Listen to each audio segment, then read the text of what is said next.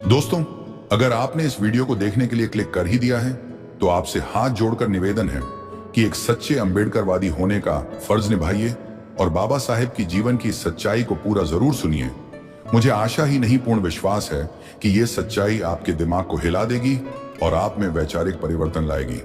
Video शुरू करने से पहले मैं आपसे कहना चाहूंगा कि अगर आप बाबा साहेब अंबेडकर का सच में दिल से सम्मान करते हो तो इस वीडियो को लाइक और हमारे चैनल को सब्सक्राइब अवश्य करें और कमेंट में जय भीम जय संविधान जरूर लिखें।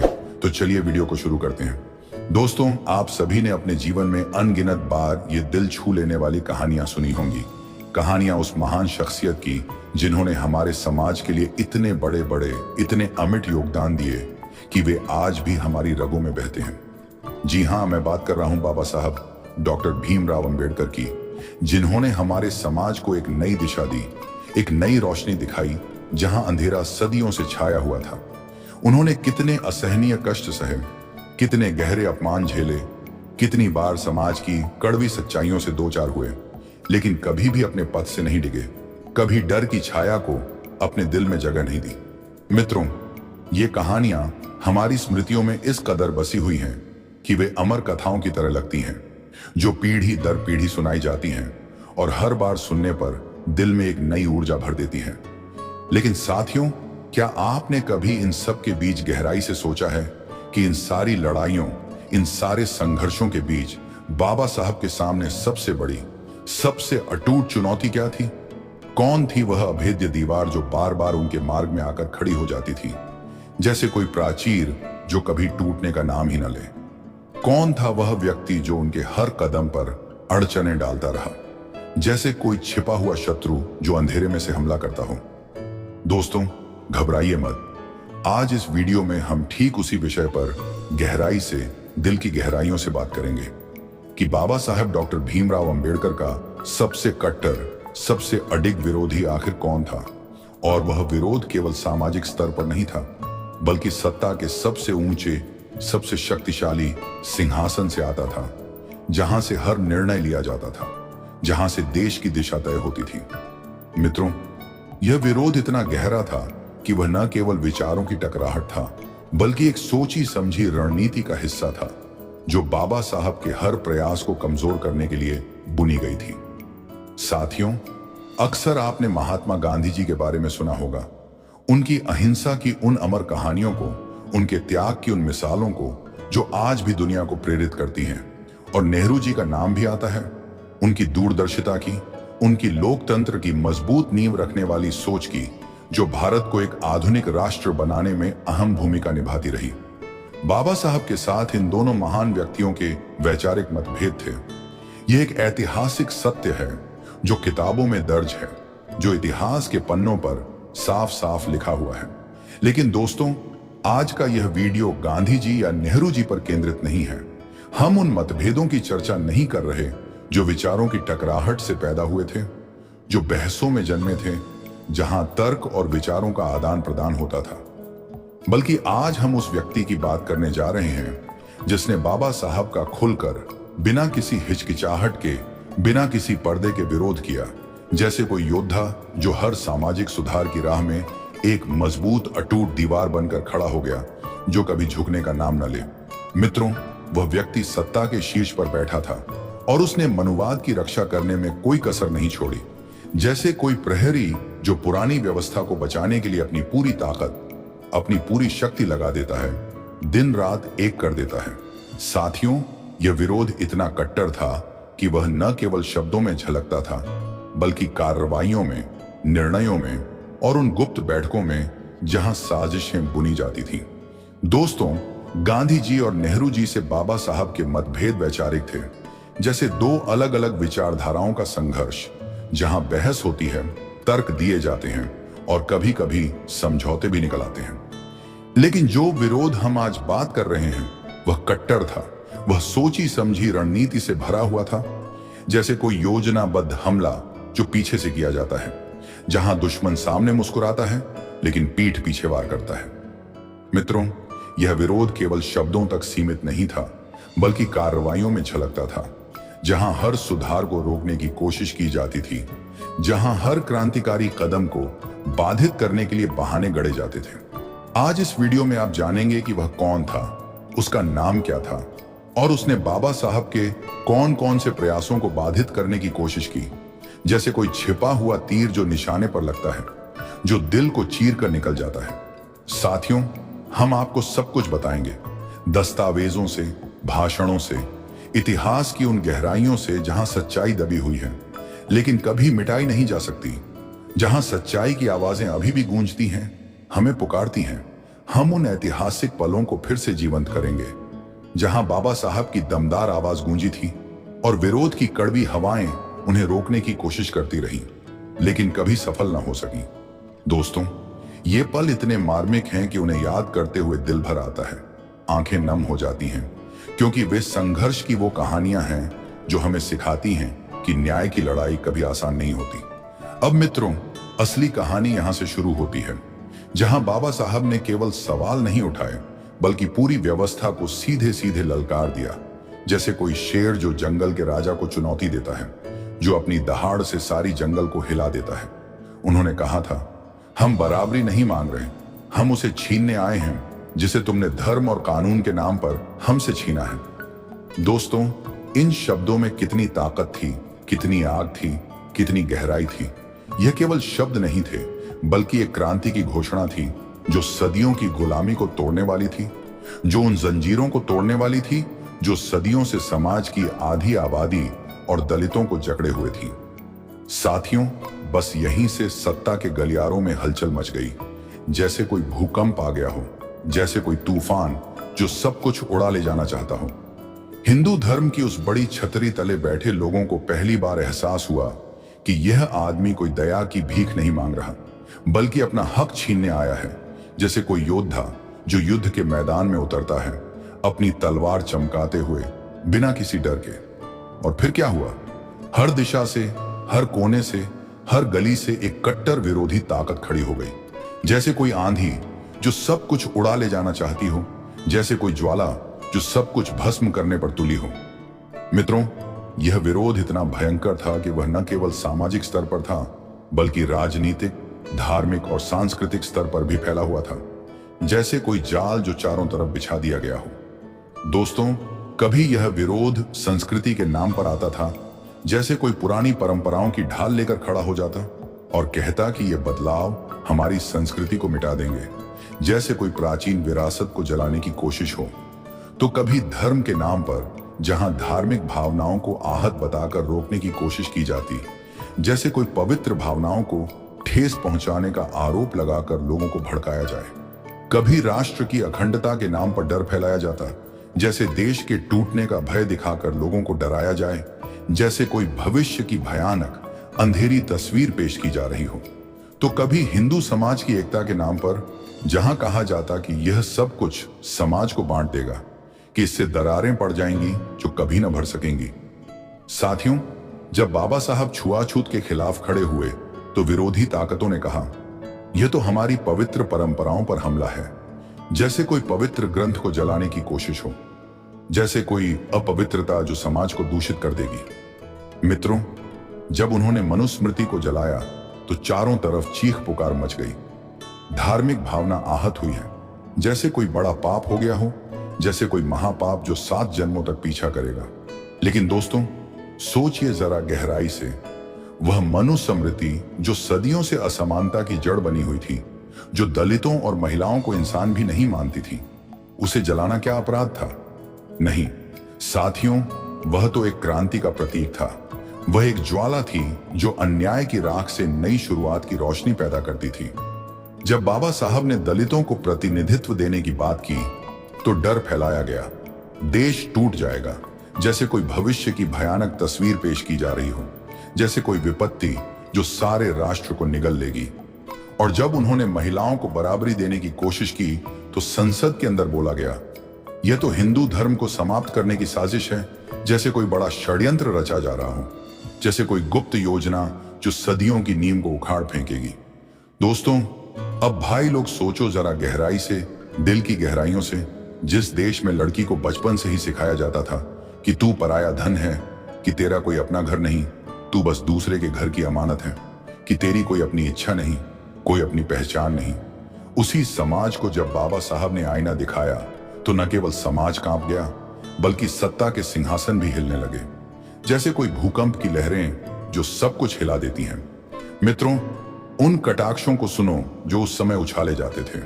जिन लोगों ने हजारों साल तक शूद्रों को जमीन से भी नीचे रखा, उन्हें दबाकर रखा, उन्हें इंसान भी नहीं माना, उन्हें जानवरों से भी बदतर समझा, वही लोग अब बाबा साहब को अत्यधिक क्रांतिकारी कहने लगे, जैसे कोई बड़ा अपराधी हो, जैसे कोई विद्रोही जो समाज को तबाह करने पर तुला हो।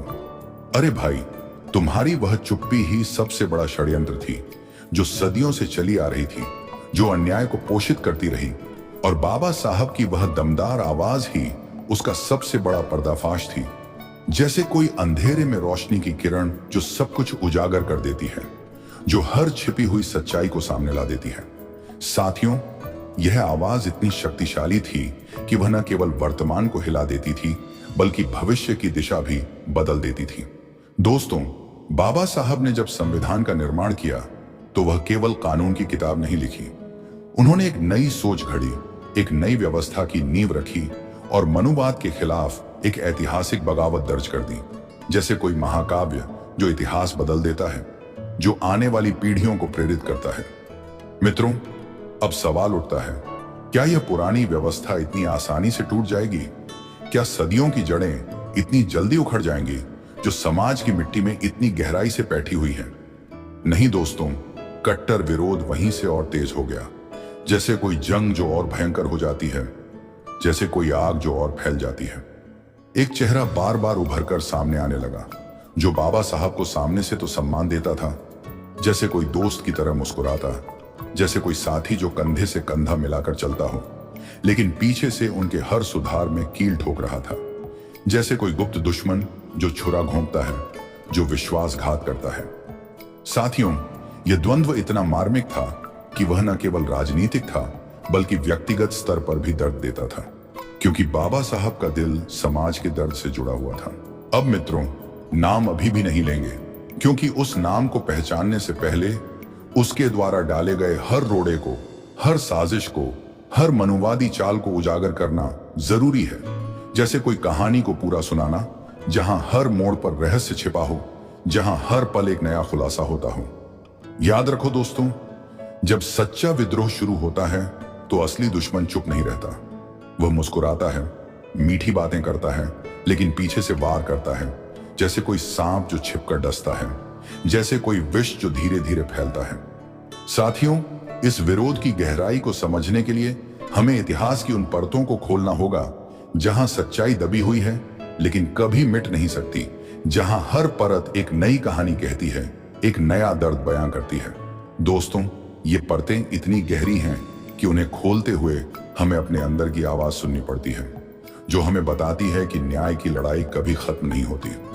दोस्तों, आपको तो मालूम ही है कि आज अगर कोई लड़की अपनी मर्जी से शादी कर सकती है, अगर वह तलाक लेने का फैसला कर सकती है, अगर वह अपने पिता की जायदाद में बराबर का हिस्सा मांग सकती है, तो इसके पीछे सीधा सीधा हाथ बाबा साहब का है।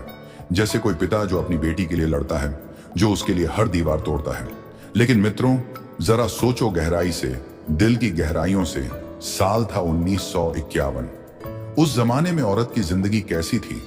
वह एक तरह की कैद थी, जहां बचपन से ही उसे बताया जाता कि तेरी कोई अपनी इच्छा नहीं, तू बस परिवार की इच्छा पर चल। जैसे कोई कठपुतली जो दूसरों के हाथों में खेलती हो। शादी कर दी जाती थी, उसकी मर्जी नहीं पूछी जाती। जैसे कोई सामान जो एक घर से दूसरे घर भेज दिया जाता हो, जैसे कोई वस्तु जो खरीद फरोख्त की जाती हो। अगर पति मारता पीटता तो भी औरत को सहना पड़ता। जैसे कोई अभिशाप जो जीवन भर झेलना हो, जैसे कोई दुख की सजा जो कभी खत्म न हो। वह मरते दम तक पति की संपत्ति कहलाती थी, लेकिन खुद का कोई हक नहीं था। जैसे कोई छाया जो बिना अधिकार के जीती हो, जैसे कोई अस्तित्व जो मिटा दिया गया हो। तलाक की तो सोच भी नहीं सकती थी, समाज उसे काट डालता। जैसे कोई अपराधी को सजा दी जाती हो, जैसे कोई पापिनी जो समाज से बहिष्कृत हो।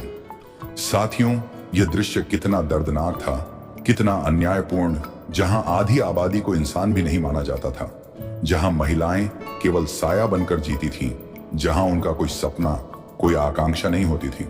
दोस्तों, ये दृश्य आज भी याद करते हुए दिल दुखता है, क्योंकि वह दर्द अभी भी कई जगहों पर बाकी है, लेकिन बाबा साहब की लड़ाई ने उसे कम किया है। अब मित्रों, बाबा साहब ने जब ये सब देखा तो उनका दिल पसीज गया, जैसे कोई संवेदनशील नेता जो लोगों के दर्द को अपना दर्द मानता है, जो हर आंसू को अपनी आंखों में महसूस करता है। उन्होंने कहा, यह इंसाफ नहीं है, यह अन्याय है। औरत को भी इंसान समझो, उसे भी वही अधिकार मिलना चाहिए जो किसी आदमी को मिलते हैं, जैसे कोई समानता की मशाल जलाना जो अंधेरे को चीरती हुई आगे बढ़ती है। और फिर बाबा साहब ने संसद में एक क्रांतिकारी कानून रखा, नाम था हिंदू कोड बिल। दोस्तों, इस बिल में क्या क्या था? वह एक नई सुबह की तरह था, एक नई शुरुआत की तरह, जहां महिलाओं को आजादी मिलती थी। इसमें औरत अपनी मर्जी से शादी कर सके, जैसे कोई आजाद पंछी जो अपना घोंसला चुनती हो, जो अपनी उड़ान खुद तय करती हो। अगर शादी ठीक न चले, अगर दुख हो, अगर अन्याय हो, तो तलाक ले सके, जैसे कोई बोझ से मुक्ति पाना, जैसे कोई जंजीरों से आजादी। उसे भी अपने पिता की संपत्ति में बराबर का हिस्सा मिले, कोई भेदभाव नहीं, कोई पक्षपात नहीं, बेटे और बेटी में कोई फर्क ना हो, दोनों बराबर हकदार, जैसे कोई न्याय की तुलना जो संतुलित हो, जो कभी झुकती ना हो।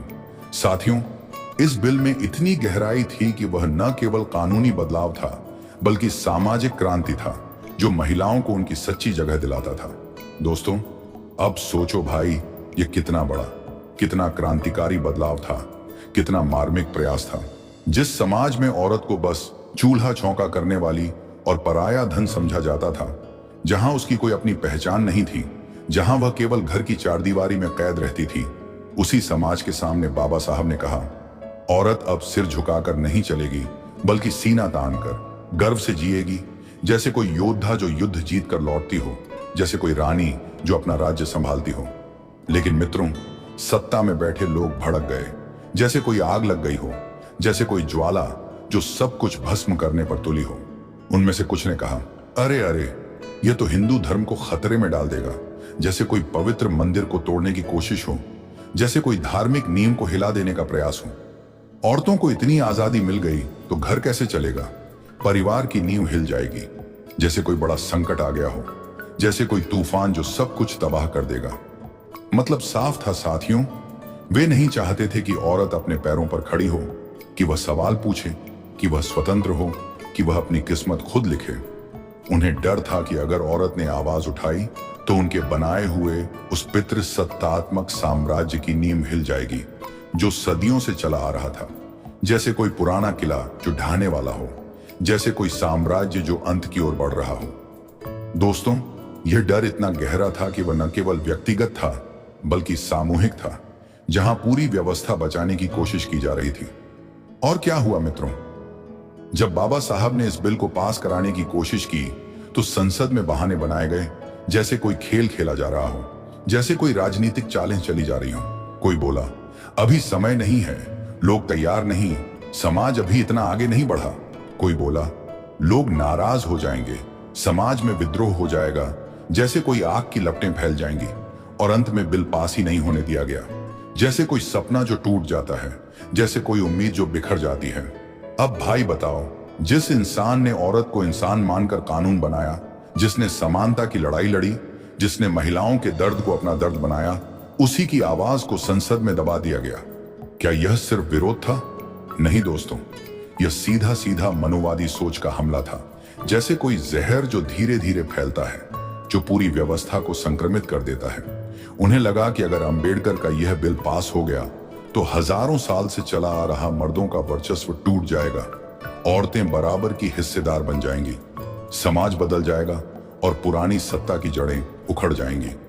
साथियों, यह डर कितना गहरा था, कितना स्वार्थी, जहां व्यक्तिगत लाभ के लिए न्याय को कुचला जाता था, जहां इंसाफ की आवाज को चुप कराया जाता था।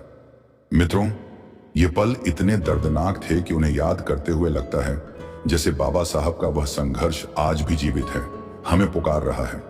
दोस्तों, अब तक आपने देखा कैसे बाबा साहब ने औरतों को अधिकार देने की बात की, जैसे कोई मां की तरह उनकी रक्षा की, जैसे कोई अभिभावक जो हर खतरे से बचाता हो।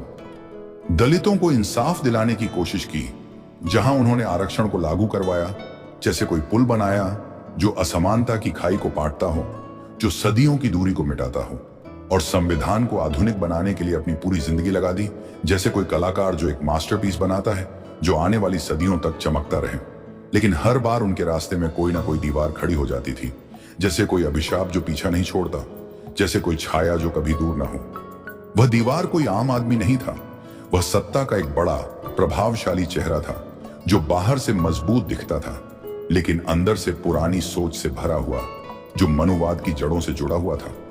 साथियों, यह विरोध इतना सूक्ष्म था कि वह सामने से नहीं दिखता था, लेकिन उसके प्रभाव इतने गहरे थे कि वे हर प्रयास को प्रभावित करते थे। अब मित्रों, समय आ गया है नाम लेने का, सरदार वल्लभ भाई पटेल। जी हां, वही सरदार पटेल जिन्हें आज लौह पुरुष कहा जाता है, जैसे कोई अटूट लोहे की मिसाल, जैसे कोई योद्धा जो कभी झुकता ना हो, जिनकी मूर्तियां आज करोड़ों रुपए खर्च करके बनाई जाती हैं, जैसे कोई देवता की प्रतिमा, जैसे कोई अमर चिन्ह जो इतिहास में हमेशा रहेगा, जिनके नाम पर वोट मांगे जाते हैं, राजनीति की जाती है, जहां उनका नाम एक ब्रांड की तरह इस्तेमाल होता है। लेकिन दोस्तों, क्या आप जानते हैं, यही सरदार पटेल बाबा साहब डॉक्टर भीमराव अंबेडकर के सबसे कट्टर, सबसे अडिग विरोधी थे। जैसे कोई छिपा हुआ तीर जो निशाने पर लगता रहता था, जो हर बार चोट पहुंचाता था।